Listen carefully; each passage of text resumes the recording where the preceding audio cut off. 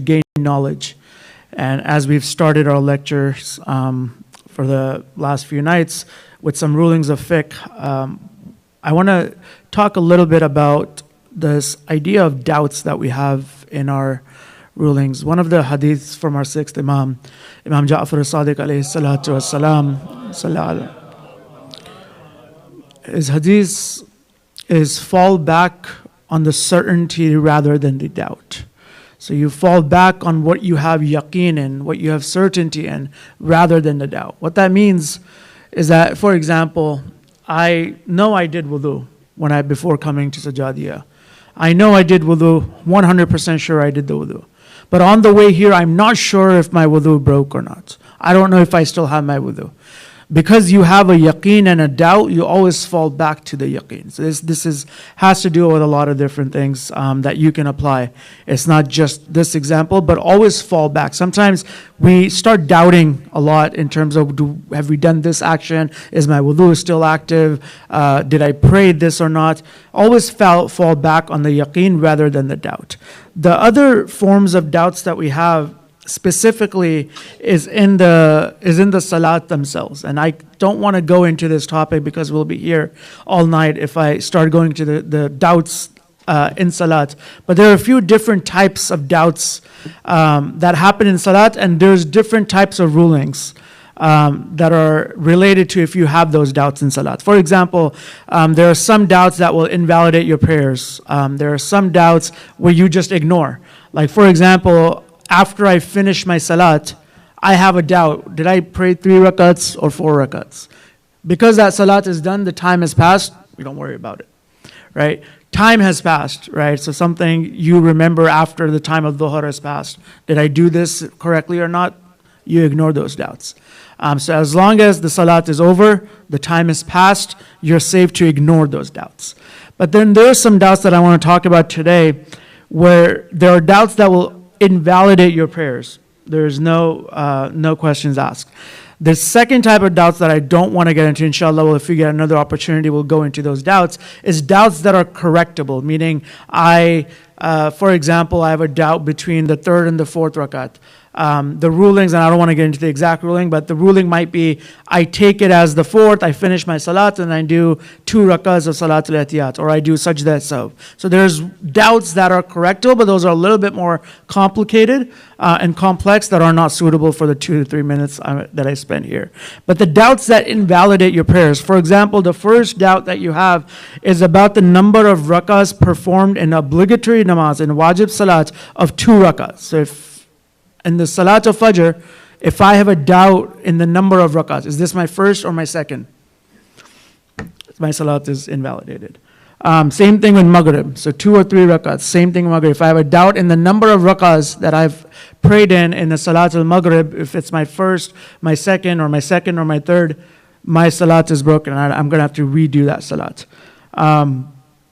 And then the other one is, it's a little bit complicated, but it's not as useful, but a doubt whether one has performed 1 rakah or more in a prayer consisting of 4 rakahs. So if you basically, what that means is that if I did 1 rakah or if I did more than 1 rakah in a 4 rakat salat, that's batil. But that's not saying third or fourth, second or third. That's like, did I do 1 or did I do more than 1? So these doubts, and these are the most common ones that we come across, is in the second or the third rakat. If you have any sort of doubt, that will invalidate your prayers. Salli ala Muhammad wa ali Muhammad.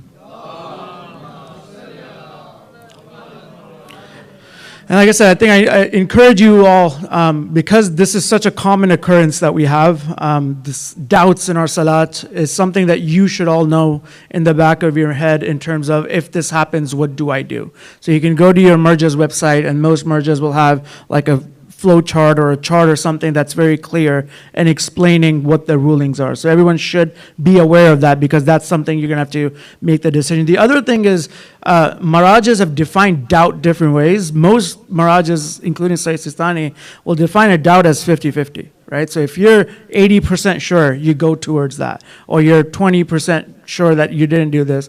Doubt is 50-50. You're literally unsure of what just happened, and you don't know which way to go forward. So that's when you do those doubts. As we've been talking about for the last few days, some of the lessons we can get from Nahj al-Balagha and Amir al-Mu'mineen in these nights that were dedicated to Amir al-Mu'mineen.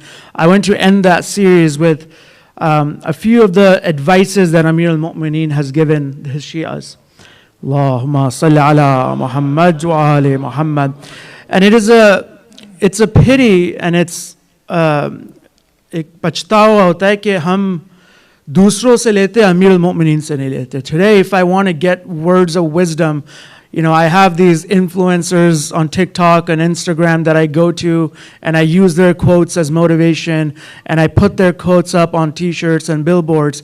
But when I look at a book like Nahj al-Balagha, I can get wisdom from Amir al-Mu'mineen. And what better source of wisdom is there rather than Amir al-Mu'mineen? There's, like I said, a few lessons that I want to talk about today, but I highly encourage everyone, open up Nahj al-Balagha. Doesn't matter which sermon, doesn't matter which advice, doesn't matter which letter of Amir al-Mu'mineen you read. There's wisdom in every single one of them.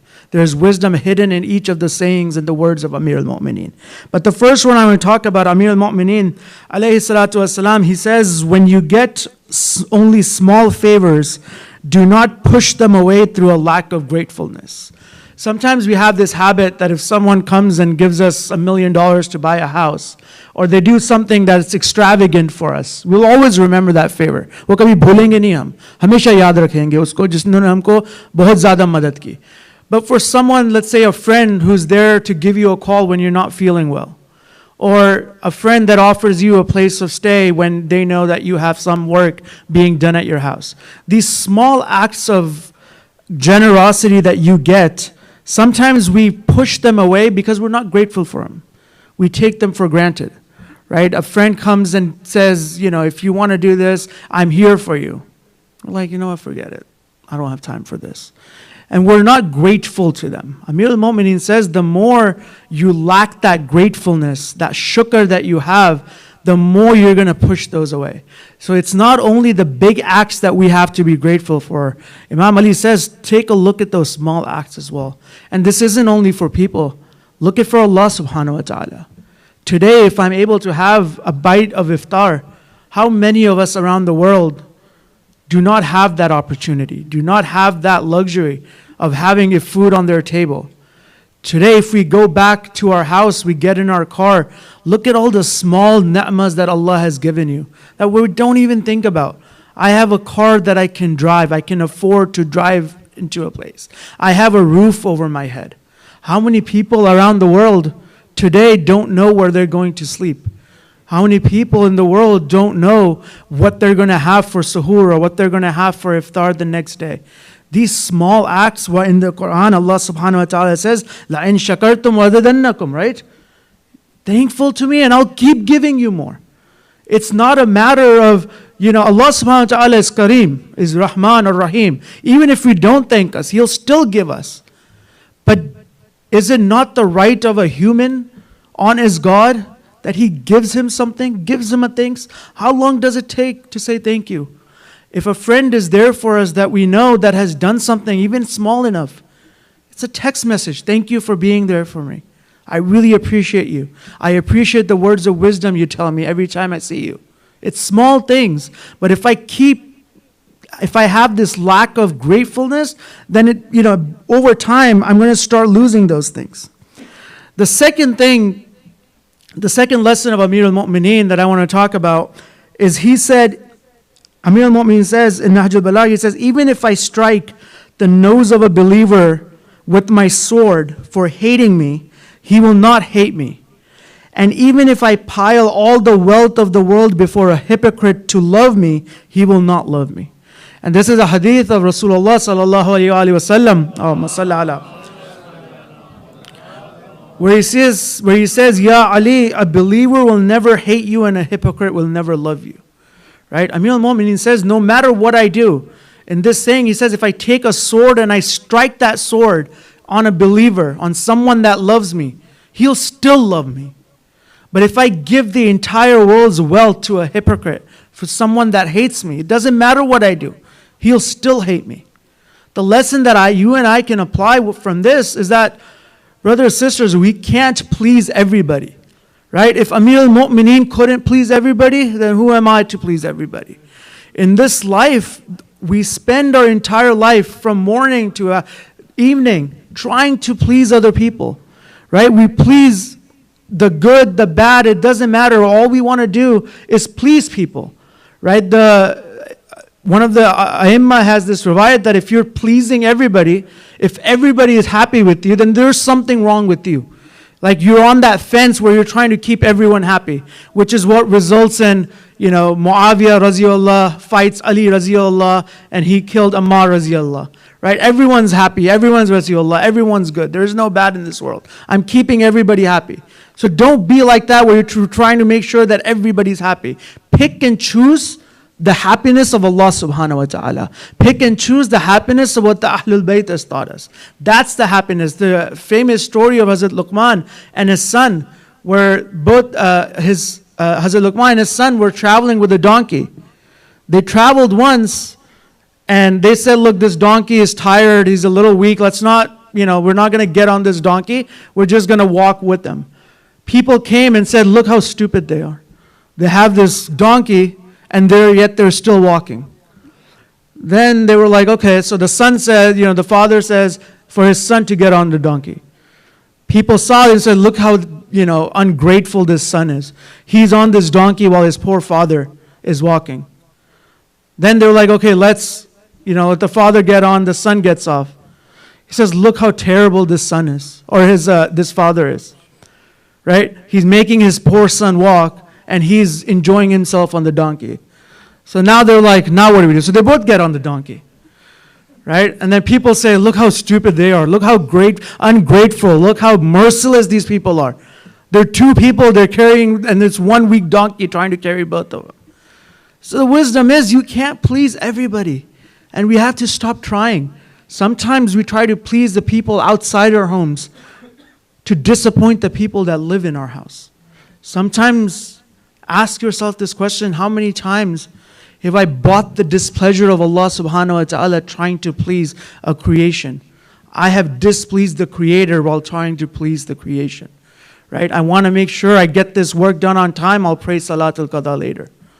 Let it go. It's fine. I have this meeting that's more important. My work is more important. I have to get stuff done. I have to make sure my boss is happy. I'll worry about Allah later.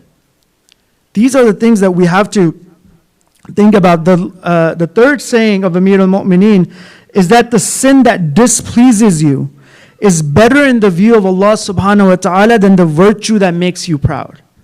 And this is extremely important.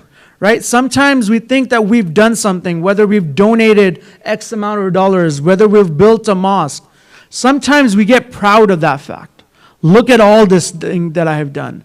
Look at all this money that I have donated. Look at this salat that I do. Look at this Quran that I recite. Look at this beautiful du'as that I can do. All of this, if I'm proud of it, Imam Ali says, rather than that, Allah subhanahu wa ta'ala prefers somebody who is displeased about their sins. If I commit a sin and I deeply regret that sin, why did I do it?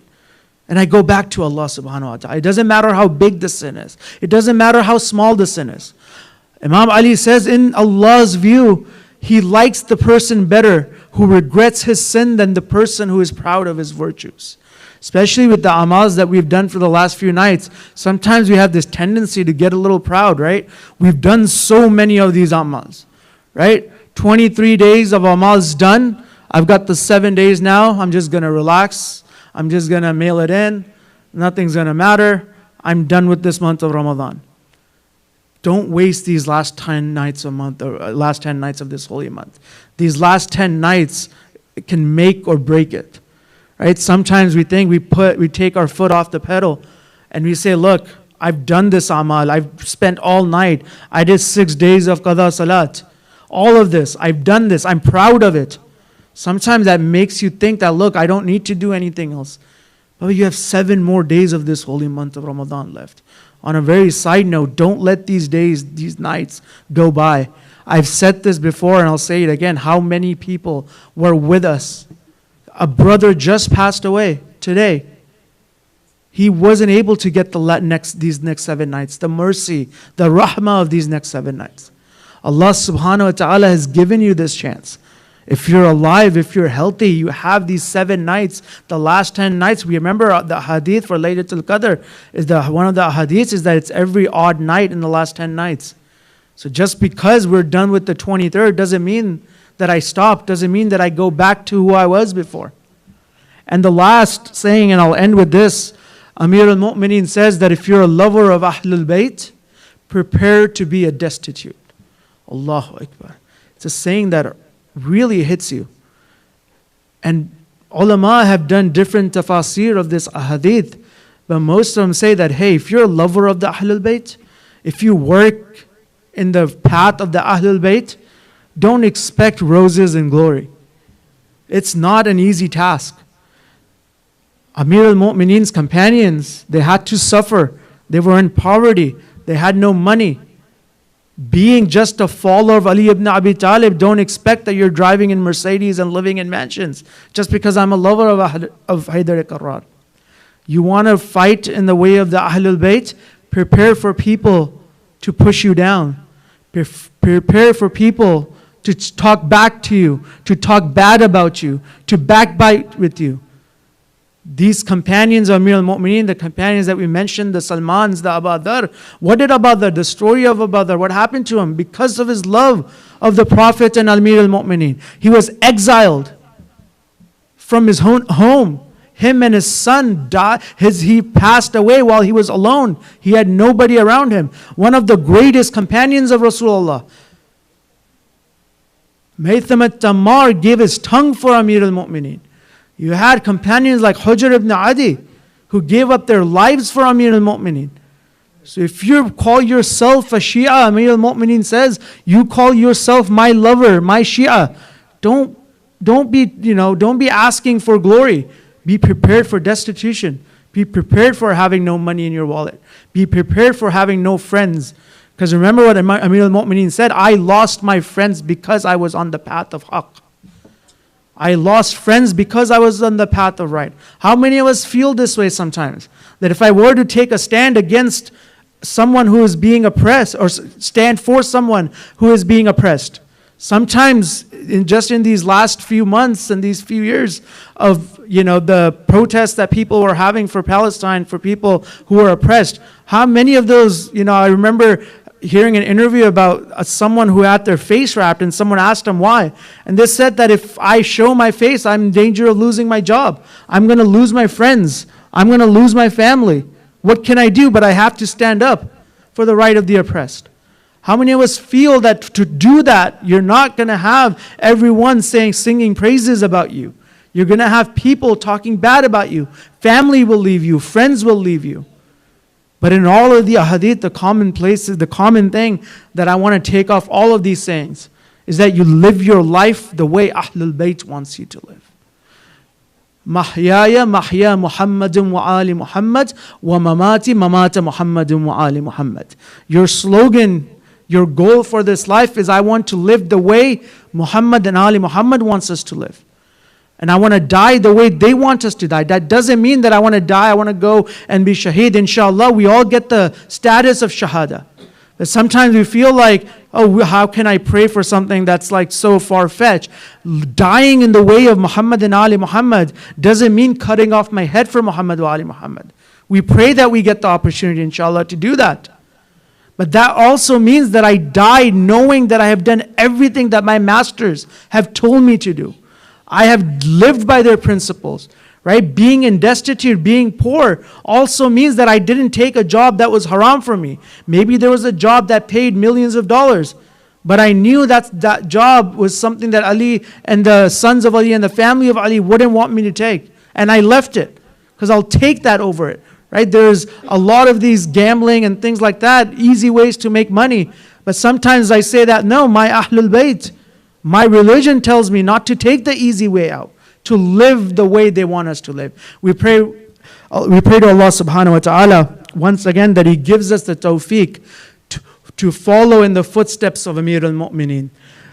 We ask Allah subhanahu wa ta'ala that He accepts all of our amals. We ask Allah subhanahu wa ta'ala to give tawfiq to us so that inshallah we're able to take full advantage of these next 7 nights inshallah, and we're able to accomplish what Allah subhanahu wa ta'ala wants us to accomplish. We ask Allah subhanahu wa ta'ala bihaqqi bimar Karbala for everyone who is sick, everyone who is ill. May Allah subhanahu wa ta'ala grant them shifa. We ask Allah subhanahu wa ta'ala to increase the darajat of all of our marhumeen, and we ask Allah subhanahu wa ta'ala for the most important dua to hasten the reappearance of Imam Sahib al-Asri wa Zaman. Salli ala Muhammad wa ali Muhammad.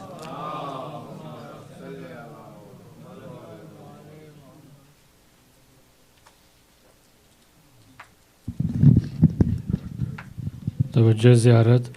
अस्सलामु अलैका नबी अल्लाह, अस्सलामु अलैका रसूल अल्लाह, अस्सलामु अलैका अमीरुल मोमिनीन, अस्सलामु अलैका खतीजतुल कुबरा, अस्सलामु अलैका फ़ातिमा ज़हरा सय्यदतुन निसाइल आलमीन, अस्सलामु अलैका हसन इब्न अली अल मुज्तबा, अस्सलामु अलैका या अबा अब्दुल्लाह व अलल अरवाह अल्लती हल्लत बिफ़नाइक, अलैका मिन्नी सलामुल्लाह या बदमा बक़ी व बक़ियल लैल वन नहार वला जअलल्लाहु आखिरल अहद मिन्नी लिज़ियारतिकुम। अस्सलामु अलल हुसैन व अला अली इब्नुल हुसैन व अला औलादिल हुसैन व अला अस्हाबिल हुसैन। अस्सलामु अलैका या अली इब्नुल हुसैन ज़ैनुल आबिदीन, अस्सलामु अलैका मुहम्मद इब्न अली अल बाकिर, अस्सलामु अलैका जाफ़र इब्न मुहम्मद अस-सादिक, अस्सलामु अलैका मूसा इब्न जाफ़र अल काज़िम, अस्सलामु अलैका अली इब्न मूसा रज़ा, अस्सलामु अलैका मुहम्मद इब्न अली अल जवाद, अस्सलामु अलैका अली इब्न हुसैन मुहम्मद अल हादी, अस्सलामु अलैका हसन इब्न अली अल अस्करी, अस्सलामु अलैका हुज्जत इब्न अल हसन या साहिब अज़्ज़मान अलमान अलमान अलमान, अस्सलामु अलैका खलीफतुर रहमान, अस्सलामु अलैका इमामुल इंस वल जान, अस्सलामु अलैका शरीक अल कुरान, अस्सलामु अलैका कामिल कुफ्र व तुग़यान, अस्सलामु अलैका दाफ़िर ज़ुल्म वल उद्वान, वअज्जलल्लाहु तआला फ़रजक वसालल्लाहु तआला मखरजक व ज़हूरत व रहमतुल्लाहि व बरकातुहू। बिस्मिल्लाहिर्रहमानिर्रहीम। अल्लाहुम्मा कुल्ली वलियकल हुज्जतिन बिन हसन सलवातुका अलैहि व अला अबाइही इलाज़े सा बिकी कुल्ले साहा وليلون حافظون قائدون آسرا تذليلون أين حتى كسروا أجكلتوا ومتوا فيها طويلا محمد يا همراهين.